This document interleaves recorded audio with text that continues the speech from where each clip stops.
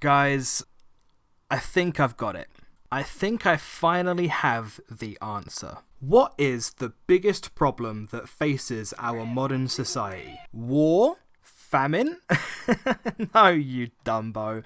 It's loot boxes. You see, loot boxes have been draining our wallets and poisoning our children's minds for longer than you might realise. In fact, loot boxes have existed in some form or another since time immemorial. They can actually be traced back to the original gamers, the Vikings. Now, you might laugh at such a suggestion, but it's true. They were called treasure chests back then, and they had no way of knowing what was inside every time they brought a sunken chest aboard. If they opened that chest up and finally found the fabled 2-pack branded AK-47 waiting for them inside, then you can be damn sure that there was going to be a party on that boat tonight. But if instead, in the far more common instances, they were to open their 4th Transformers Optimus Prime skin that week, well, there was no sadder sight. What I'm trying to convey to you is that loot boxes are an insidious threat that have haunted the human race for centuries now. And I think it's about time that we said enough is enough and we did something about it. I am professional problem solver Fudj, and today I am going to solve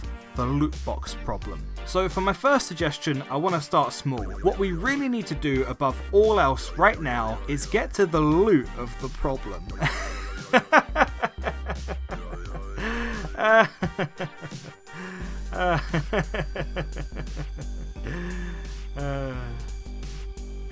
What I mean by this is that we need to ask ourselves, why do people buy loot boxes in the first place? And I think the answer should be pretty obvious. It's safe gambling, right? You're spending money on something that is random and there is some level of risk involved, but you're always still getting something out of it. It might just be that you get the less rare or valuable result. So what I think we need to do is we need to take that safety net away from people. I propose that 1 in every 100 loot boxes should carry inside it a demotivational quote. No Jango Fett, no dancing Thanos, you are alone. Life is meaningless. Give up. And if you're worried that that's not going to be enough, then allow me to introduce my newest innovation. I call it the mirror of shame. Ask yourself this: what do gamers hate more than anything in the world? Women, right? But we can't put women in loot boxes, so we'll have to settle for looking at themselves. Which is why another 1 in every 100 loot boxes will also carry inside it the mirror of shame. The mirror of shame will automatically activate your device's webcam technology and show you what it's recording. So instead of finding your cool new sticker or skin inside,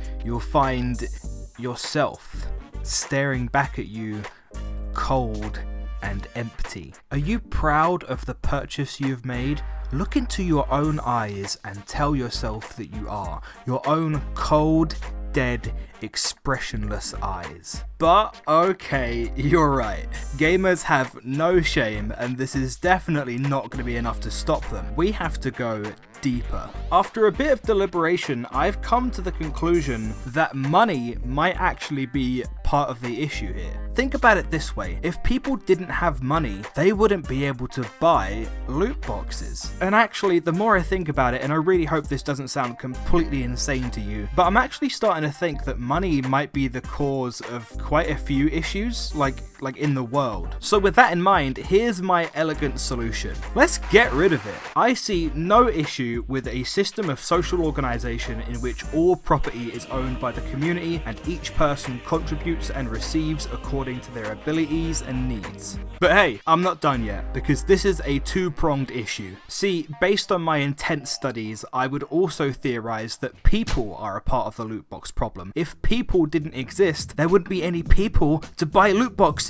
But we can't just get rid of all the people like we can get rid of all the money, right? Instead, I'd like to suggest that we get rid of the single most problematic person in regards to the loot box problem. So I've been doing a little bit of digging, and I'm sorry sorry, EA CEO Mr. Andrew, definitely not a vampire in hiding Wilson, but I'm afraid that's you. Now, I am absolutely not advocating violence here. I just think we need to embarrass Andrew Wilson just a little bit, not too much, but just enough so that he and his company never want to show their faces in society again, and thus can stop being such a huge part of the loot box problem. I think we can achieve this if someone goes on stage next time he's given a speech at E3 and pantsers him, or maybe we could stuff him in a locker for a while, or we could give him a swirly, you know, just stuff to keep him away for a bit. And then, just like that, with no Andrew Wilson, no EA, and no money, we are living in utopia. There is not a loot box to be oh no. This is when you realize that now potatoes have become our currency and people are buying loot boxes with potatoes. Our dream has become a nightmare. Capitalism will always find a way to prevail, and as you sit there on your knees in our newly potato dependent society, you look up at the sky and you see it. The realization dawns upon you. We simply need to go somewhere where there are no loot boxes. And I think at this point you're starting to realize exactly what I'm proposing.